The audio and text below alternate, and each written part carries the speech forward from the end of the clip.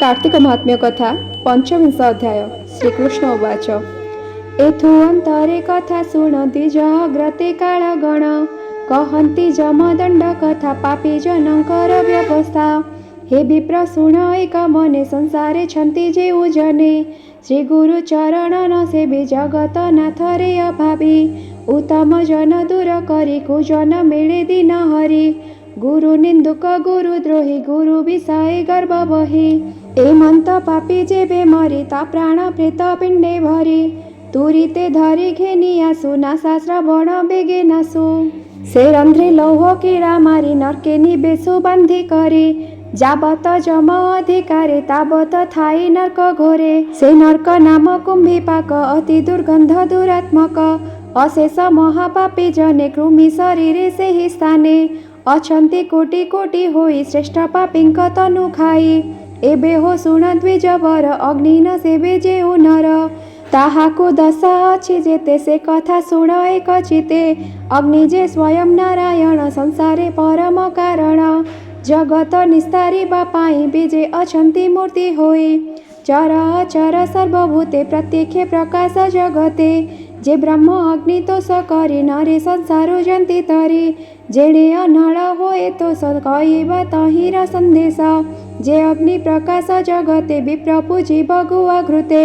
आबर जेबे नर नारी जठर अग्नि तोष करी क्षुधार्थे जने देई अन्न स्थावरे देव जल दान आपण शक्ति अनुक्रमे अग्नि पूजिब यथा धर्मे एमंत न करी जे जन आपण सुखे बंचे दिन दरिद्र जने दया नाही ताहाकु बोले अग्निद्रोही से पापी अंत काले आसी आंभ दंडरे हुए ध्वंसी ए पापी बेनी कर कोटि तपत चिकणिया उठी धूली पुराई तार तुंडे पकाऊ नेई नरक कुंडे से नरक रौरव नाम अनल तेज घोरतम अति दुर्गंध धूममय से नरके पड़ी पापी काय तक्षणे से लांगुला रूपे घोर नरके तनु तापे क्षुद्र अनले जले पेट दाबाग्नि जेने तरु क्रोट सेही प्रकारे क्षुधा दुख के अबा ताकु देव भिख किछि ही न पारई खाई कांदई घोर नरके थाई संसारे थाई जेते दंड तेते बरस नरक पिंड अति कठोर पड़ी थाई तहु स्थावर देह पाई षड ऋतुर ताप सही वन नले देह बही एमंते शत जन्म जाई मनुष्य देह तेबे पाई विप्र स्वयं विष्णुमय तारे अपराध केहु हुए उत्तम द्रव्य विप्र करे न देई न सेबे पयरे ब्राह्मण वचन न करी मूर्ख स्वभावे निंदा करी एमंत पापी आंबे आणी गोचर में बांधी पाद पाणी बेनी नयन तार ताड़ी मुंडे प्रहारी लुहा बाड़ी लुहा मंजूस बंदी बेके पकाओ पुती कंध नरके जेबे ब्राह्मण द्रोह करी केते जुग अंतरे डरे देवतांकु जे निंदा करे से प्राणी प्रेत तनु धरे तपत कर्दम नरके ताकु पकाऊ जम लोके काक कुकुर शिवा मेले पापिंकी खाऊ थांती बळे जाबत थेबे पापी लोके ताबत पड़ी थाई नरके जे गोरु पोषी करे हेला हजिले न करे संखोला व्याधि पीड़ित वृद्ध काले से सेवा न करे कुशले से महापापी जमपुरे पड़े गौरव नरक करे गोधिंक रूपे महाकष्टी उपरे कळे शिरा वृष्टि परिघ मृदुगर बाड़ी गगनु निरंतरे पड़ी गोअंगे जेते रूम थाई तेते बरस नरके जाई पुणी जन्मई गोरु रूपे एकथा अटई स्वरूपे अतिथि जार गृह बासे सर्वदा चलई निराशे अन्न देवाकु शक्ति थाई निराश करी बाहुडाई से गृहे धर्म थाई जेते गमई अतिथि संगते जे गृही अंत काले आसे शिमूली वृक्ष तले बसी भिक्षुक रूप धरी दुखे अन्न मागई अति भोके ए जे निराश जमपुरी जेताकु देव अन्न बारी देई नथिले पाई नाही सकल शास्त्र एहा कही अधिक दंड अछि जेते कहिबा शुण एक चिते अतिथे अभकत जेहु अति अभाग्यवान सेहु तार जीवन जम आळे क्षुधारे कांदई बिकळे कांदिले जमदूते धरी निष्ठुरे मुथे मुथे मारी अंटारे दौड़ी लगाई तपत बाली रे चलाई तुंडे पुराई इटा माटी तनुरे कंटा छाट पिटी एमंते नाना दंड देई नरके निबेसंती नेई नारक नाम दुष्ट आसी अनबरते बही आसी से आसी धरी पाप देहे निरते कांदुथंती कोहे एमंते अग्नि देही नर एथु अंतरे होए पर जे पुत्र पत्नी से भी बंचे धर्म न करी धन संचे से जन्म मृत्यु मूले जेते तसु अंगार हुए तेते जममु बने ताहा भुंजी निष्ठुर नरके तनु गंजी सुपुत्र जन्म पाए बंसे से नर थाई नरक भासे जे जन अविवेक पणे मृत्यु को दंडेय कारणे तार जीवन अंत काले पकाओ हेम नरक स्थले से नीरे कपट कुंभीर मत्स्य मगर सुसंभर एमंते जलचर जीवे पापी को खाऊथंती सर्वे से पुणी तीन जुग गले किंचित धर्म तार थिले नरको हुई निस्तार एबे हो शुण द्विजभर जे बण जन ज्ञानहीन जंतु बधई श्रद्धा मने कार्य दोषा देशी जे बण जन जीवनासी से प्राणी परलोके आसी सात चंडाल रूप दिशे अनेक माड़ मारु करे प्रभाव सहई शरीरे उड़ीता नासाबद बिंधी पाट दौड़ी तही बांधी बड़सी कंटा कंठे भरी गलारे बांधी जत्न करी पापिंकी धरी जम लोके पकांती निरापक्ष नरके से नरके पड़े जंतु द्रोही अतिया कुड़े लोड़े त्राही से नरके बुड़ी पापी पड़ी शरीर जाई थाए सड़ी निशाते बुड़ीले नरके जोको लागंती देह जाके उपरे थाई लोह काक तंटीरे दर्जंती जंबुक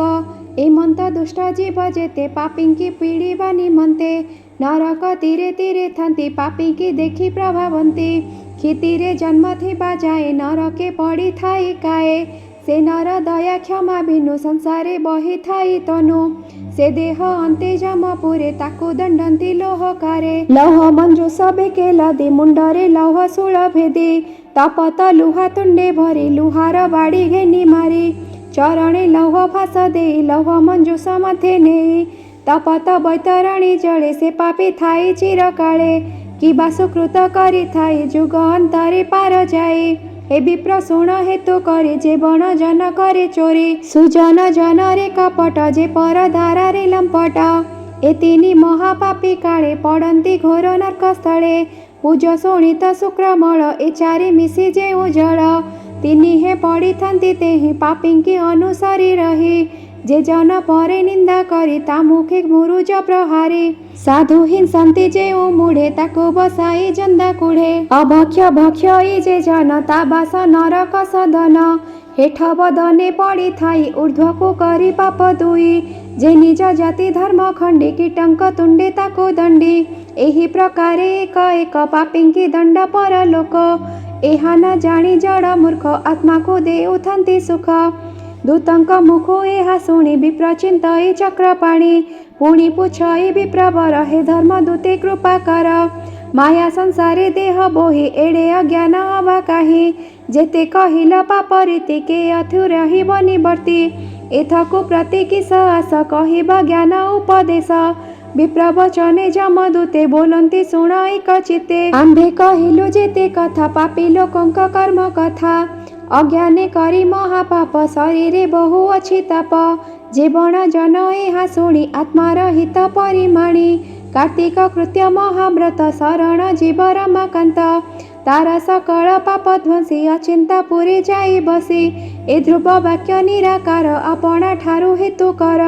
तू जेबे कार्तिक मासरे थांतु साधु संगतरे तोर सुगति नाही काळे नरके थांतु एते बेळे एमंत बोली जमदूते रक्षणे ब्राह्मण संगते मिलिले जंतुपति आगे विप्रंकु देखी अनुरागे जम बोलंती द्विज शुण तुम्हार अछि एड़े गुण मुहि न जानी कली दोष तुम्भे जे महत पुरुष मो दोष न घेनिब मने एबे शुणिबा सावधाने किस संपदे इच्छा कर देवी मो मागी घेन बर से धर्म राजा सुप्रसन्ने विप्र कहुछि दोष मने हे प्रभु जंतुकार पति तते गोचर सर्वगति सकल धर्म कर्म जाणु प्राणीक कर्म परमाणु तुझे भक्ति जारी रहु से अन्य मार्गे जीवत हूँ एबे तू कर मते दया जे देह पर नाही माया से ही स्वरूप मते कर जन्म मरणे मोर डर एणु नहिब मोर देह देह बिहिले लागे मोह मोहरु लोभ हुए जात लोभु अशेष पापग्रस्त पाप सकाशु जन्म मृत्यु केही न जाने एथि हेतु मु एहा अनुभव जानी तुम्भंको कहुअछि पुणी जात नहिब जोनि द्वारे रहिब पर उपकारे एमंत आज्ञा दिय मते जेबे सुदया कर चिते विप्रवचने जंतुपति बोइले देवा एहि गति एबे तु यक्ष लोक रह सहस्र जुग भोग पाओ अपूर्व दिव्य रूप धरी विलासी धनपति सिरी तदअंतरे मध्यपुरे आसिबु जन उपकारे नदी स्वरूपे मध्य स्थले बहिबु सुशीतल जले सरजु नामे पुण्यतीर्थे स्नाने प्राणीक मनोरथे होइब सर्व कार्य सिद्धि पुणितो तीरे दयानिधि अयोध्या नामे पुण्यक्षेत्र श्रीराम नामे हे बख्यात जात होइबे नर हरि एके चतुर्धा रूप धरी लक्ष्मी जे सीता नाम बही तोर निकटे थिबे रही तो जल स्नान पान करी आनंदे लक्ष्मी नर हरि तते मुक्ति गति देबे समय सुख भुंजाएबे एमंत जंतुपति बाणी पुष्प विमाने से ही क्षणी विप्रगमिला जक्षपुरे गंधर्व गण संगतरे अलकापुरे हेला जाई रहिला दिव्य भोग पाई शुण गो देवी सत्यभामा एमंत कार्तिक महिमा नयने देखी धनेश्वर अशेष दुख हेला पार जे जने ए प्रति विश्वास ताभृत्य महादेव दास इति श्री पद्मपुराणे उत्तरखंडे कार्तिक महात्म्ये धनेश्वर विप्र मोक्षण नाम 25 अध्यायः।